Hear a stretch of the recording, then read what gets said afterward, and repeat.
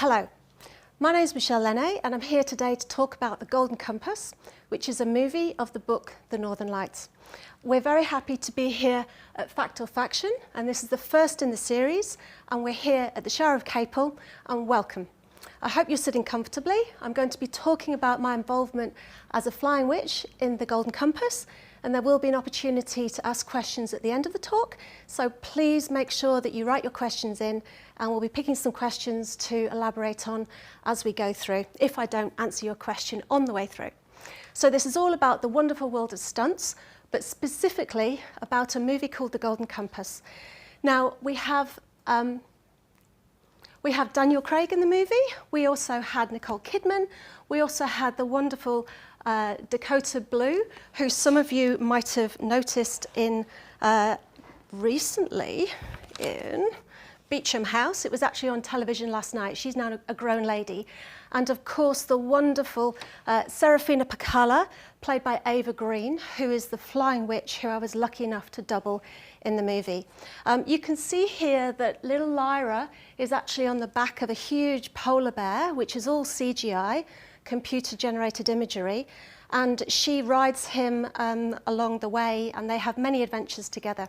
The story of The Golden Compass is actually of her living in a parallel universe, which is based actually on Oxford University. And what we have is her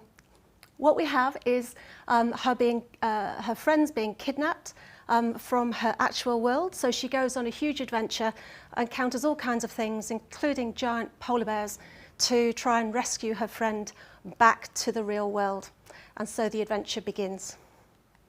Just to tell you a little bit about myself before we start, my background is in acrobatics and aerial work.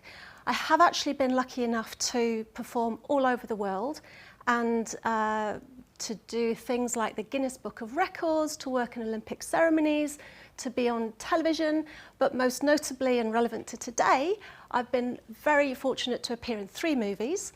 Batman Begins, which some of you may have heard of. We've also had Sherlock Holmes 2, which was called The Game of Shadows, and that was fantastic. But we're actually here today to talk about The Golden Compass. Now, this is actually based on the trilogy of books by Philip Pullman called his Dark Materials, and it's based on the first book, which is called The Northern Lights. There's another 2 in the series, which some of you may have read if you're Philip Pullman fans, and more recently there's a book called The Book of Dust, which has come out in the last couple of years, which explores a similar theme, which is basically slightly counter-religious, so he has to be a little bit careful. That did actually impact on the movie in terms of final script and how it was presented, because as we know, all movies need money and you need to keep the people paying the money happy. Maybe we'll talk about that later. The movie is, a good one. I'm just going to talk about the first time that Lyra actually sees the witches. I'm going to read from the book. She's actually sitting on the back of Eirik Byrnison at the time, and they've just set off on their adventure to the far north to Svalbard, which is based on a northern Scandinavian country. And they're riding along, and suddenly they had been travelling for an hour or more, and Lyra was stiff and sore, but deeply happy, when Eirik Byrnison slowed down and stopped. "Look up," he said. Lyra raised her eyes and had to wipe them with the inside of her wrist, for she was so cold that tears were blurring them. When she could see clearly, she gasped at the sight of the sky. The aurora had faded to a pallid, trembling glimmer, but the stars were as bright as diamonds, and across the great dark diamond-scattered vault, hundreds upon hundreds of tiny black shapes were flying out of the east and south towards the north. "Are they birds?" she said. "They are witches," said the bear. So the scene where we have many, many, many, many witches. In reality, there weren't that many witches. There was actually only about 6. But by the magic of movies, there's a technique that we can use called CGI, which is short for computer-generated imagery, whereby we can film individually, and then all of the different shots can be amalgamated into one huge scene with different backgrounds, which is all done in post-production, so that you have a huge a scene with, you can actually have hundreds or thousands. It's used quite extensively. So how did I get into this position, apart from just randomly being an acrobat? Well, as with many things in the movie business or the entertainment business in general, it's definitely a case of being in the right place at the right time, and to some extent knowing the right people. So I was very fortunate to happen to know a stunt lady who also did some aerial work as part of her role preparing for other movies. And you can actually see her here on the slide that's up, and she is the lady with the shorter hair on the right hand side, and her name is Jane Allen. Now, she very kindly put my name forward to be one of the witches, because she knew that I was strong and happy to work in a harness and I had good movement. So I was very happy to be cast in this wonderful film, and I thought I was going to hang out with the girls and learn about stunt work and chat to the boys about all their adventures. But fate actually had something a little bit more evolved in store for me. In comes Ava Green. Now, this lady is a French actress.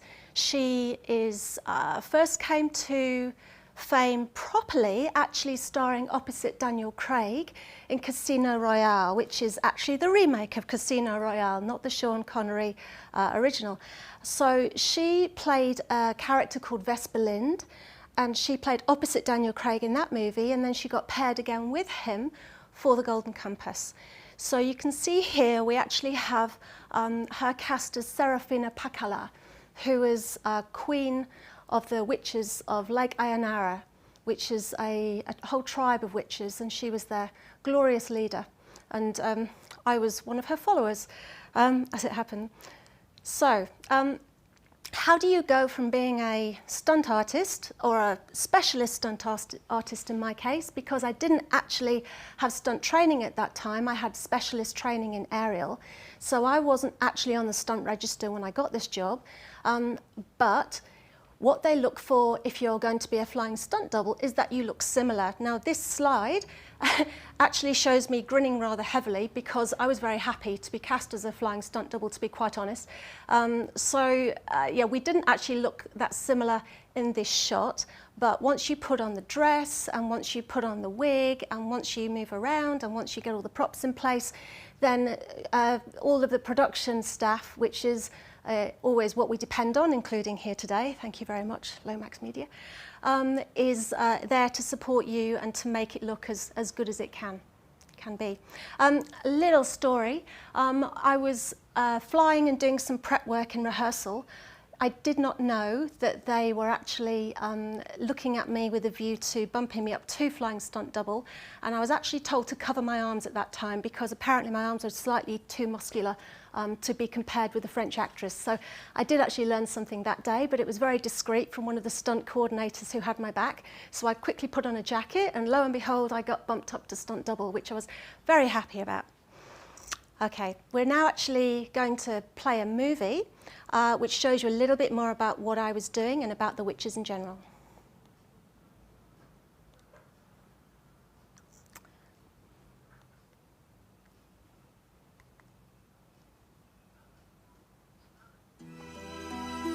The witches are one of the many factions and cultures in this very rich series of novels. Serafina is a very wise person, very emotional, very maternal, very strong, and I like her. She is a clan queen of the Witches of Lake Inara. They're all female. They live for hundreds of years. They live up in the north in harsh climes. They don't feel the effects of cold. And they live in clans. They're very beautiful. They have like a kind of Peripherite look, you know, ethereal, very sexy, actually. They can fly, of course, which is a biggie. Oh my God. I mean, the flying was a big challenge for me, because I'm so scared of heights, and I'm so scared of, you know, getting on the plane, and I don't know, it was just, it's all in the head, actually. 3, 2, 1, action. I would like to say that it was some kind of brand new technology, but essentially it wasn't. I mean, it's wire flying, as has been done throughout recorded history. It was very difficult to land confidently, actually. It's more the balance and everything, you know, the fact that you're very high and you can't really look because you're going to be sick, so you really have to focus straight. And I'm not strong enough, you know, I'm not very centered, so I worked out a lot with my stunt friend, Miss Michele, and it's good. I'm stronger and I'm more confident physically. And action! Cut! Then sometimes when we see witches at a distance, they're actually CGI witches that have been cyber scanned into a digital world. They have to look quite elegant and at the same time quite dangerous. I'm not the most physical person on earth, so it's a challenge. It's good. I'm always thinking, oh my God, you know, I will never make it, and I'm gonna look, you know, so ridiculous. And I'm so proud of myself, actually. I made it. Here we go. Yes, camera. I will protect her, Cor. Being an actress, you have so many opportunities to learn things and skills, and I can say to my friends, you know, I'm flying, yeah, you know.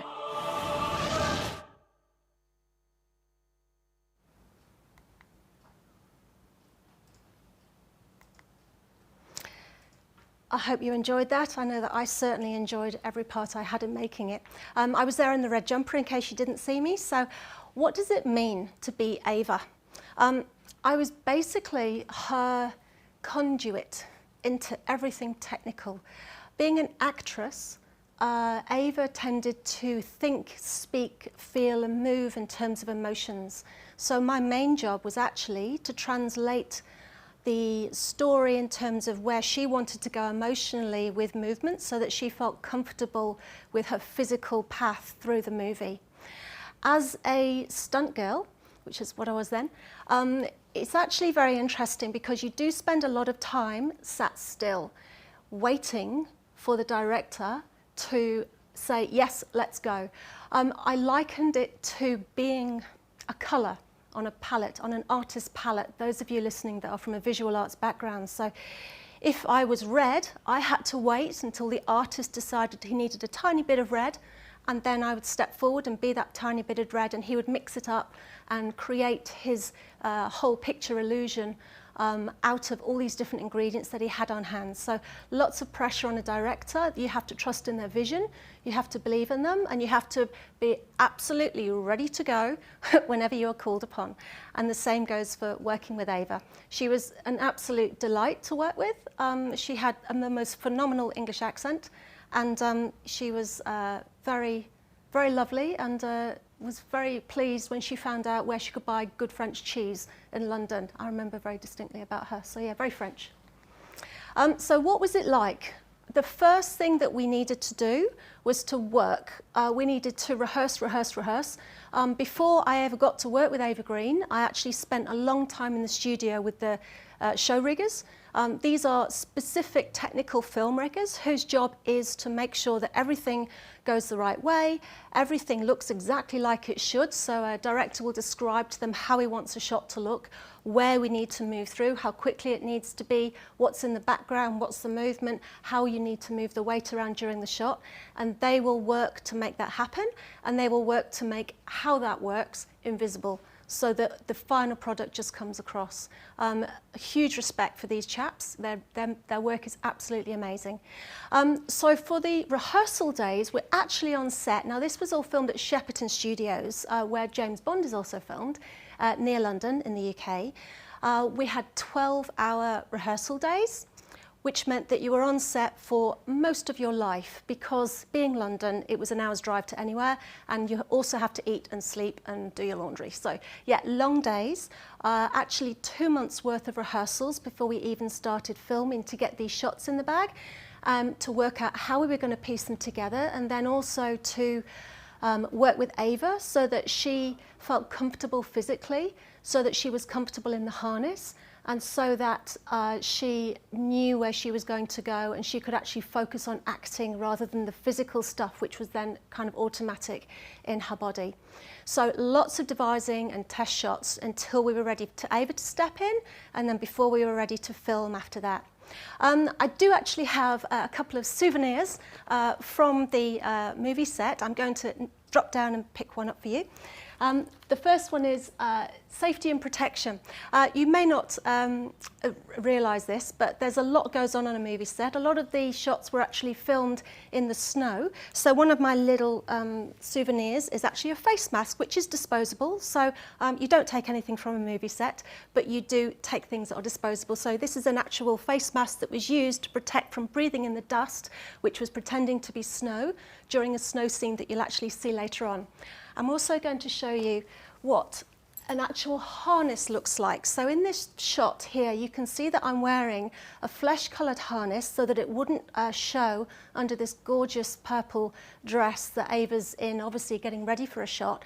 You can also see there's attachment points on the side. So it's about as comfortable as it looks. What we actually have is, if you can see here, it's a collection of straps and buckles. There is some padding in place so that you can actually not completely die, because your whole body weight is crushed into this contraption so that you can spin upside down, you can fly horizontally, so that you can be as realistic as possible. I don't know if you can see here, but the two bits down here, this is where your legs go through. Here and here, and this bit around the top, this is actually goes around your waist around here, and everything's tightened up very hard. The tighter it is, ironically and slightly contradictorily, the more comfortable it is in the air. So we spend a lot of time adjusting our harnesses, and it was one thing that took a long time for Ava to get comfortable with. We also needed to make sure that the costume sat beautifully over the harness so that you couldn't tell that she was wearing it. And that was, again, part of the illusion for making everything invisible, apart from actually we just were flying. So, to hair, costume and makeup. Beautiful dresses. The lady who designed these dresses actually won an award for the design on the movie. We also had beautiful wigs. Now, I played two roles here. You can see in the bottom left-hand corner here that I have long, straight hair, and that was when I played my own character as a witch. And this wig, believe it or not, actually cost £4,000. Now, this is something like, I think, $7,000 over here. It was actually made of real human hair. So, strange though that is, it actually reads a lot better on film than fake hair, which is what you or I may normally have in a kind of dressing up box. So that was pretty amazing. All the witches had their own costumes, and then there was a couple of costumes for the Seraphina to fly in. We also had to do all sorts of filming so that we would literally, we had a shot where we were on a plinth. This plinth would move by like 5 degrees here. We would be taking shots as we slowly moved around. The whole process took about 10 minutes to go in a complete circle so that the image of Seraphina as a witch was captured in complete 3D, and that would help the CGI guys actually come up with what everything looked up from all these different angles so that they could map this image onto whatever shape was kind of going on or whatever they wanted to do in the air, which was pretty amazing. Continuity is a big one, so we had to make sure that for every single set, the makeup was the same, the hair was the same, the costume was the same. Interestingly, I'm just going to pop to the next slide. We actually had a difference of opinion in Ava's and my dealings, so that Ava liked to have one leg up and my natural leg was the other leg up. We also had Ava liked to hold the bow in one hand and my natural hand was the other. So of course I had to switch over to be very careful to make sure that everything that I was doing was natural and correct and within the continuity that Ava would naturally do that movement. So really careful on each shot, and there is actually somebody who is watching each shot to make sure that none of this gets missed, so that you don't kind of watch the movie and go, hold on, weren't they holding that in their other hand a second ago? So hopefully none of that happens in the final edit. Now filming, again, very, very long days. You can see in this shot here that we're actually standing in front of a green screen. Some of you may have seen these before.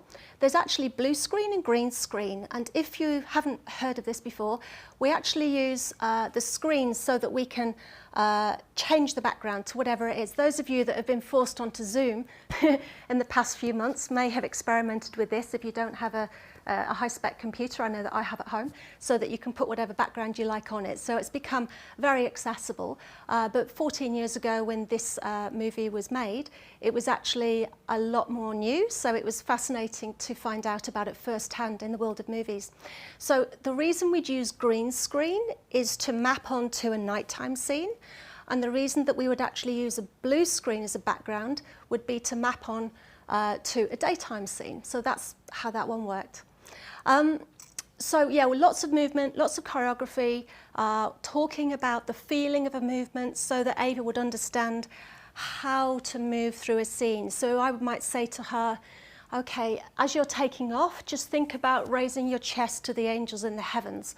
Whereas a stunt director might say, okay, up and around and up at 45 degrees. So we're kind of talking about a technical talk, which is how the stunt directors talked, and Ava Green being able to understand that because she was not a technical movement type person. So that was my main role, was to be the translator between that, and so that Ava felt very comfortable in the shots, both physically and mentally, so that she could work her craft, which was acting.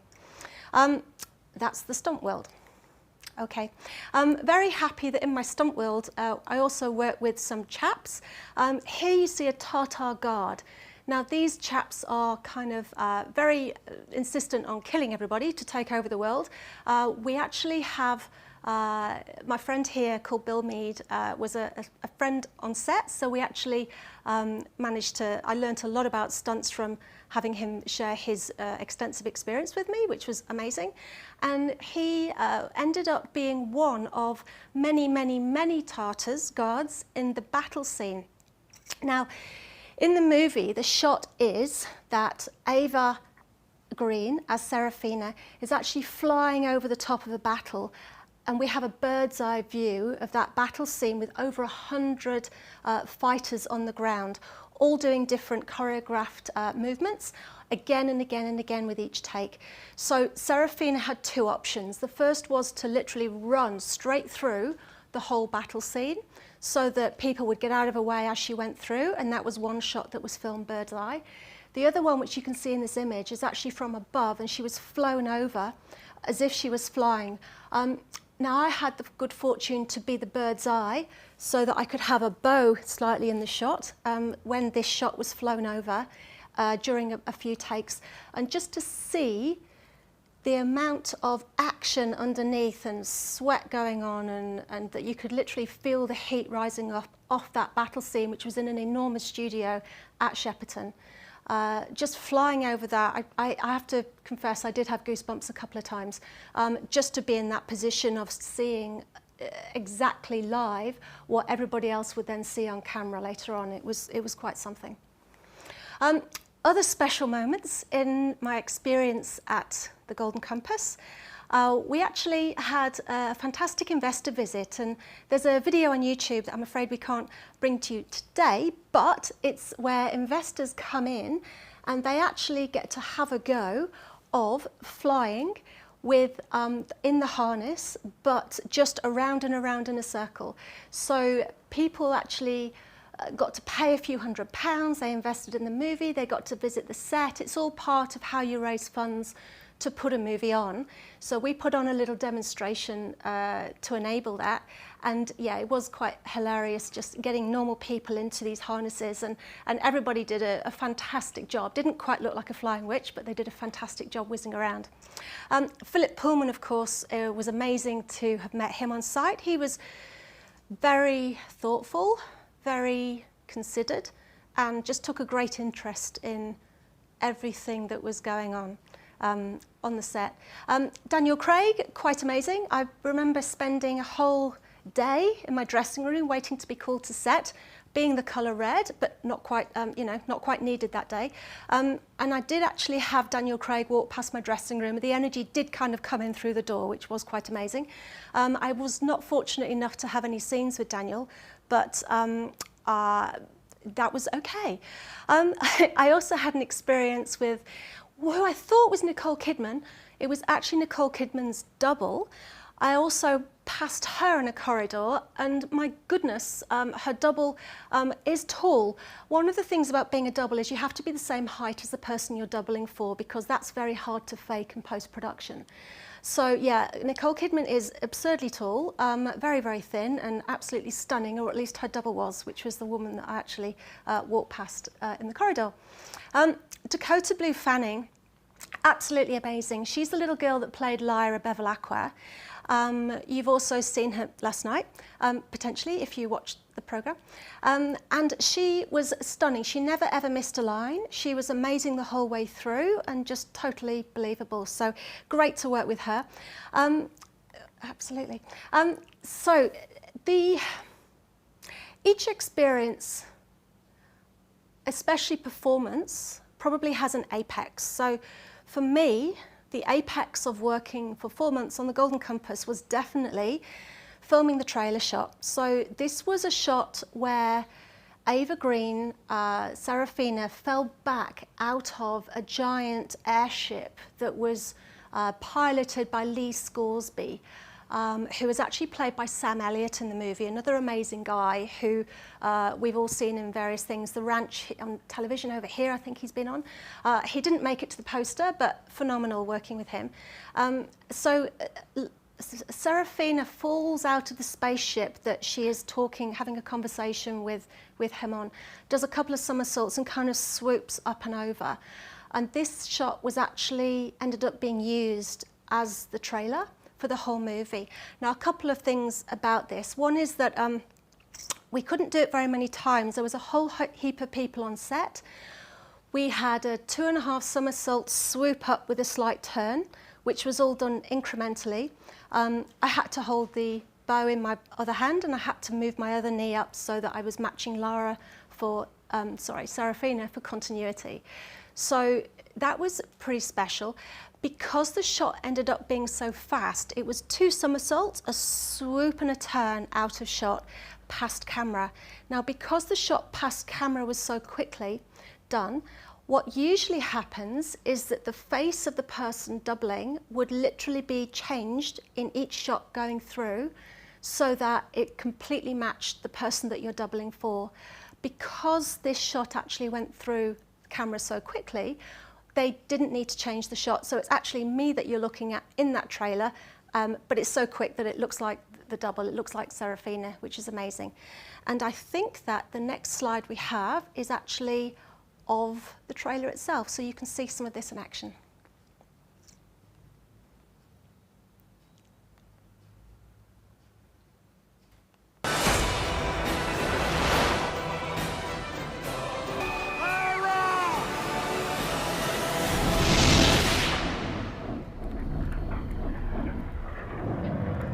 The Golden Compass.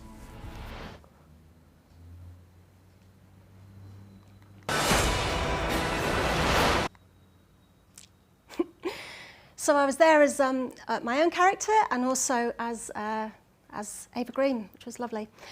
So that actually went out as the main trailer. You can check that on the screen as well. That was it. Lots to think about. I hope that you've been thinking of some questions to ask me on the way through. Just to say that I did actually get invited, thank you Ava, to the red carpet do, got dressed up and went and hung out with the polar bear. Fortunately, the movie was actually won BAFTA for Best Visual Special Effects, which was actually a fight scene with Eoric Byrnison, the giant polar bear, which was pretty spectacular. Also won Academy Award for Best Visual Effects, a Costume Designers Guild Award for Excellence in Fantasy Film by that amazing lady who made all our gorgeous purple outfits, and the ADG Excellence in Production Design Awards, again in fantasy films. So it did pretty well for its own genre. Thank you very much. That's, I think, all I'm going to share with you just for the moment. If you'd like to see a little bit more about Viva's work, we're actually based at Breck up in Bunbury, and I train young girls towards aerial performance, which you can actually see a little bit of on October the 10th here in Capel for the event Captivate Capel. So I really hope that you can join me then to see some actual live action as opposed to something on screen. And thank you so much for listening in today. I think that we may now have some questions. I'm just going to go and check. Cool. Okay. So we have a little question from Amy Cartwright, who asks, have you met many well-known actors with your time in the industry? Thank you very much, Amy, for that question. It's a fantastic question. I've been very, very fortunate to meet quite a few. In terms of film stars, apart from the ones that I've mentioned already, we were lucky enough to have, I met Jackie Chan on an after party of Around the World in 80 Days, which was an action movie that he did. Also Jude Law and a few people in various movies around the place. But yeah, Daniel Craig was a good one to meet. And who else did I meet? Yeah, cool. Okay, next question. Leslie from Bunbury would like to know, how do you adopt the characteristics of the actor you are doubling for? This is a really good question. The way that you extend movement is to watch. Because I've been a gymnast from age 4, you can watch something and it's kind of, you can imagine yourself doing it. It's kind of in your DNA to pick up a movement or to notice the very fine details of those movements when you're working with somebody. So you might notice if they're heavy, if they're using their core when they work, how strong they are. So all of this informs how they move. You basically talk to them and you watch yourself back on camera as well. Very important to get that feedback to make sure you're getting the finer details of what you're actually trying to portray. Keely has a lovely question here, which is, how fit do you need to be a stunt double? Well, pretty fit actually. It may just be flying around and it's somebody else doing the work, but you do have to hold your core. And you do have to be able to handle a certain amount of pain. So, thank you. You do have to be able to handle a certain amount of pain because you're actually in a harness which is essentially crushing you. So you have to be fit to stand that. And you also have to be strong enough to be able to make the movements look real. Actually, working in a movie world is fantastic, but I've also performed a stunt for PlayStation 2, which is a television commercial, whereby I was in a harness and I had to actually walk towards a wall and then literally up a wall, but keeping form so that it looked like I was walking around. Now, the room did not move, as you may have seen with other situations. It was actually a studio and I had to basically go horizontal as I went up. So yeah, you have to be pretty fit to make the movement look real. And you just make sure that you do enough training for that at the time. I hope that answered that question. One more question that we have here today, and that is Paula from Calbarry. Hi, Paula. And she asks, how many rehearsals on average are needed for a take? That's a really good question because it really depends on how technical the shot is from my point of view. So if it's something like the trailer shot, then it can be anything. We might be working on that shot for a whole week just to make sure that we have the right mechanics in place. We're using the optimum equipment. We've taken care of the details in terms of what's showing, what's not. We have the movement right. We've checked if there's any issues with costume, continuity, have a say in it. The director may change his mind. The director may tweak it once he's seen the original shot. So it's generally a work in progress until a director thinks it's as good as it can be. And then you go into the rehearsals with crew and with backdrop and with costume, and then you actually do the filming. So it could just be, you know, a simple takeoff, might just be a couple of takes and then you go, and that's just a little cutaway shot. Or for a big shot like the trailer, yeah, you can be working on it for a week, depending on what it is. I actually think that's all the questions answered for now. So I think it's just for me to say thank you so much for joining us today for Fact or Faction. Please tune in again. Keep an eye out on the Capel Shire Facebook page for the other talks in this series coming up. And I just want to say thanks for joining me.